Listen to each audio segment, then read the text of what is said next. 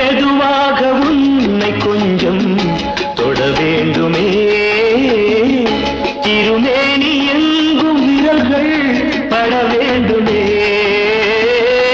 அதற்காக நேரம் ஒன்று வர வேண்டுமே அடையாள சின்னம் ஒன்று தர வேண்டுமே இரு தோளிலும் மணமாலைகள் கொண்டாடும் காலம் யாரு கூடும் என்று தவிக்கின்ற தவிப்பெண்டவோ என் கண்மணி காதலி இடமாங்கனி உன்னை பார்த்ததும் சிரிக்கின்றதே